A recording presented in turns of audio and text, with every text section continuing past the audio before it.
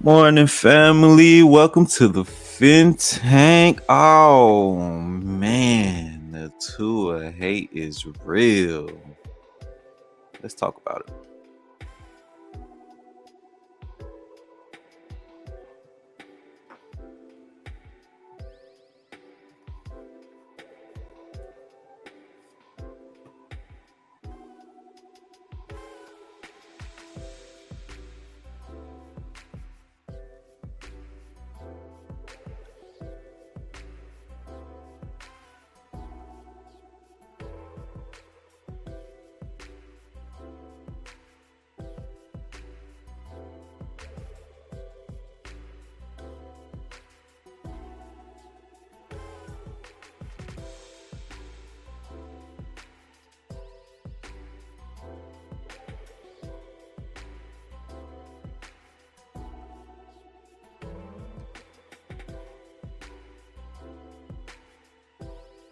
Okay, Tua fans and family, Ohana.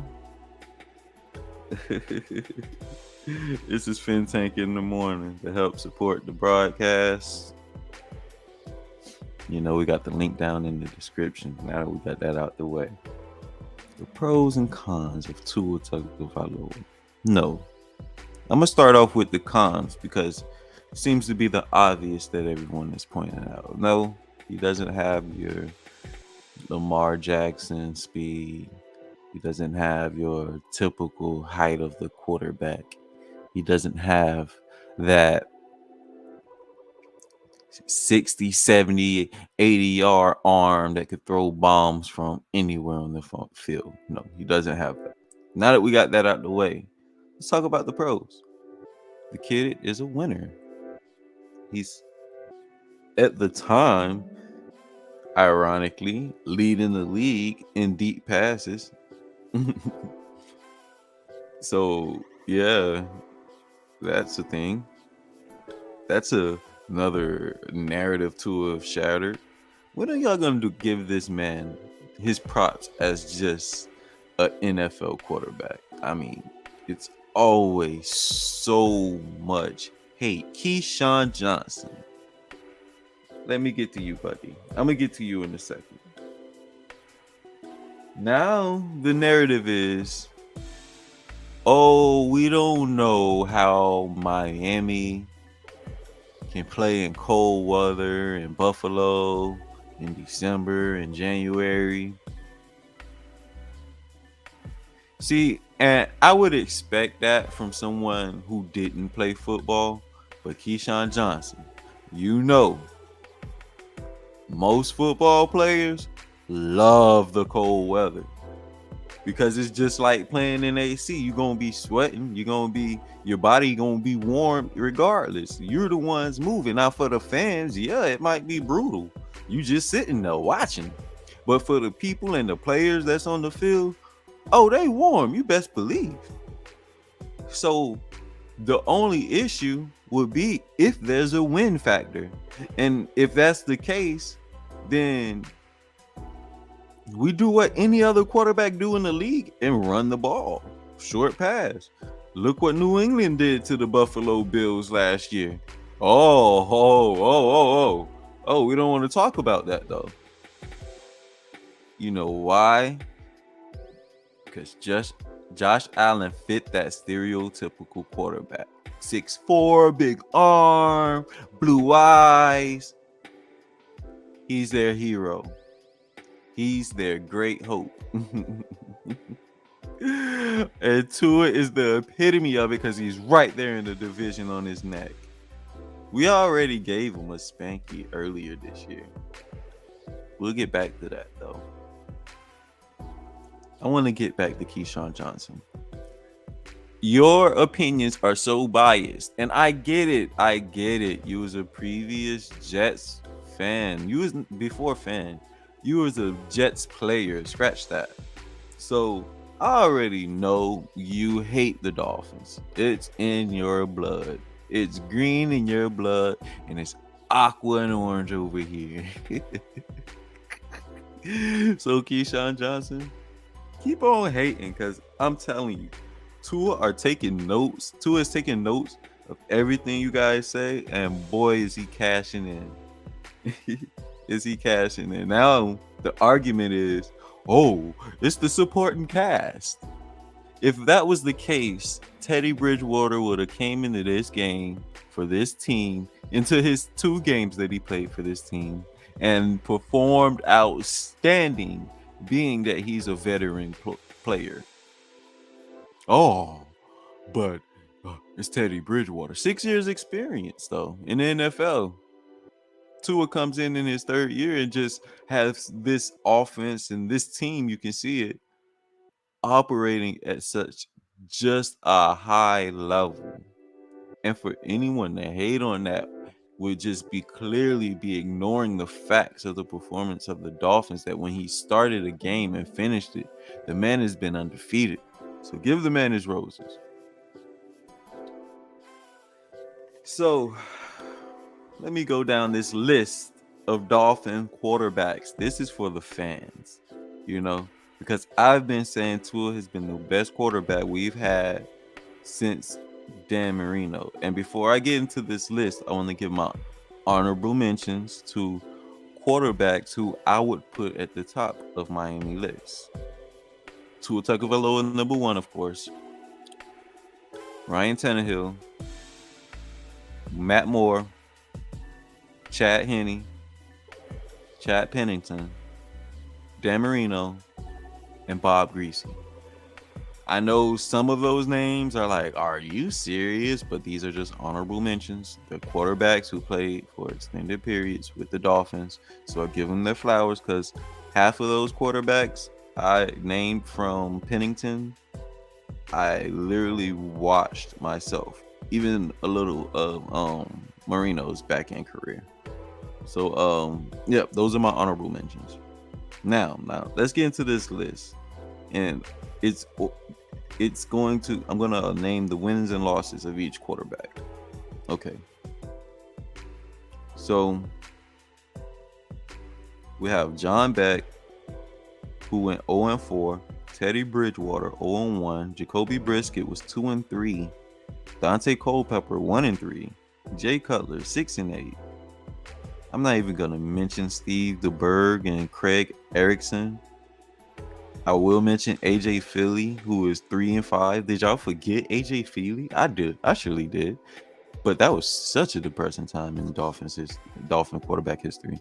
After him, we had Jay Fiedler, who was actually a pretty good quarterback, 36-23 as a starter. So there's that. He slept on Jay Fiedler. Ryan Fitzpatrick 9-11. Gus Frerotte 9-6. Trent Green 0-5. Bob Greasy, of course, I mentioned, 92, 56-3. That's a pretty good record, actually.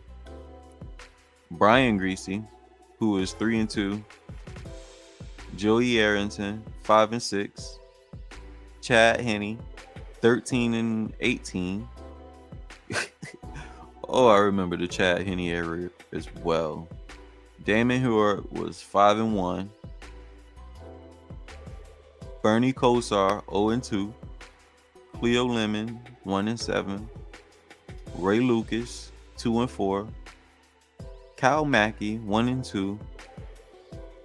Dan Marino the GOAT 147-93. That's crazy. George Mira 1-0. Scott Mitchell 3-4. Matt Moore was 8-9. Earl Morrall 11-1. That's impressive. I wonder what happened to him, because I heard nothing about him in Dolphins history. Rick Norton was 1-10.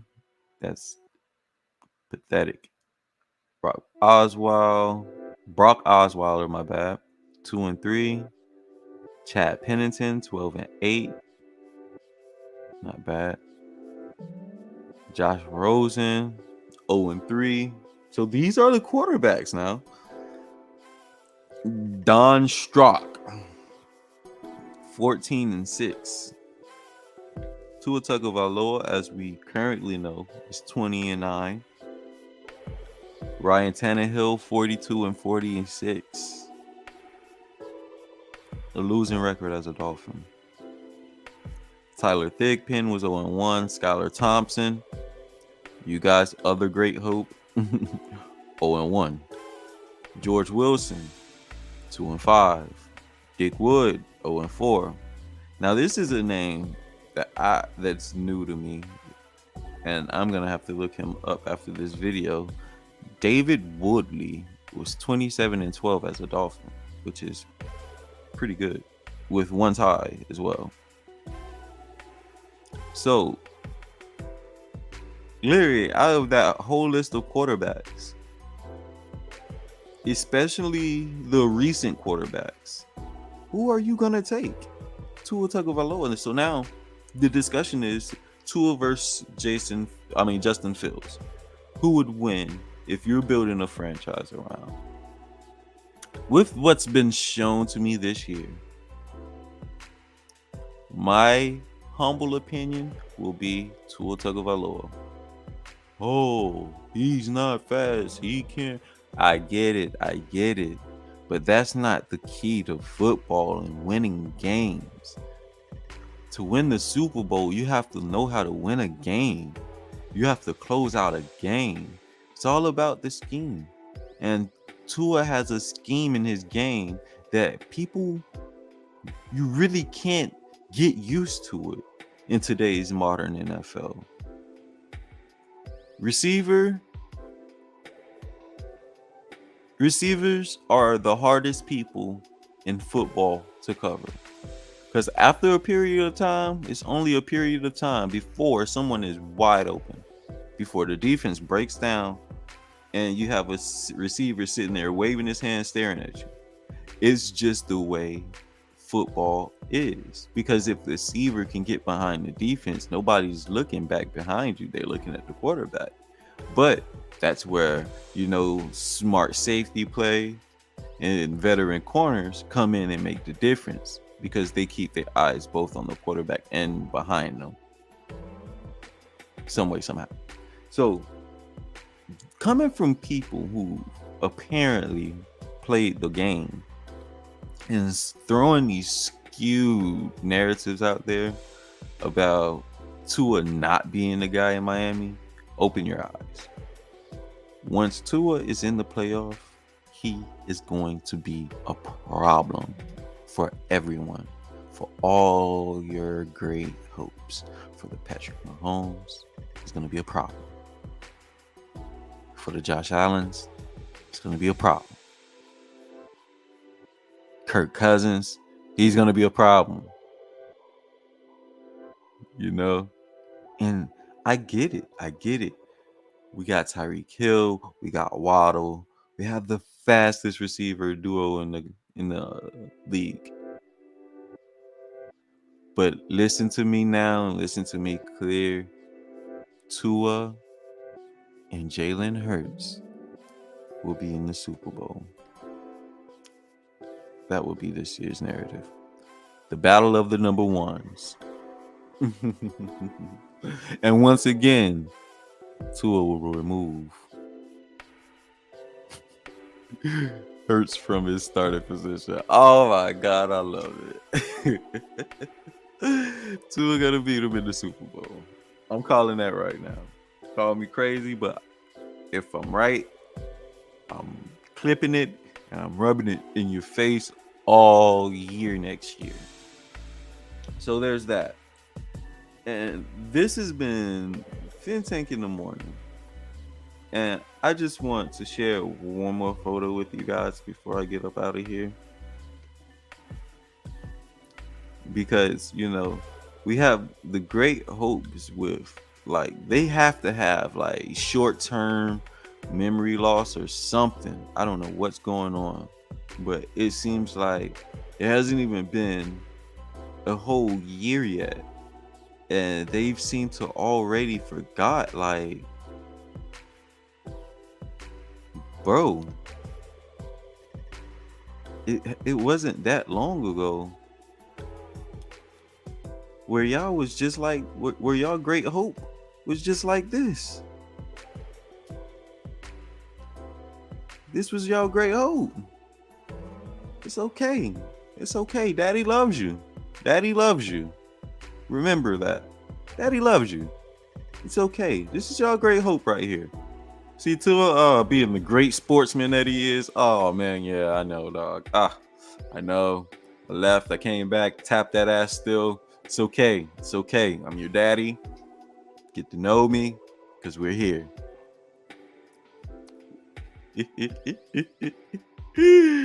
We're here. Just stop with the Tua hate, please. Please stop with the Tua hate. That's all I ask of you guys. Because as of now, Tua is number 1 in the league in QBR. That's overall QBR quarterback play. So take a bite of that and just get it all in your system. Because it's here to stay. We're going to stay in there like some ramen noodles. We're going to stay in your gut and turn your stomach rot.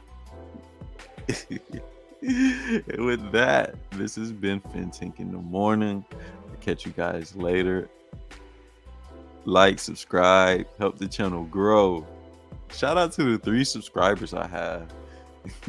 Y'all are the true MVPs.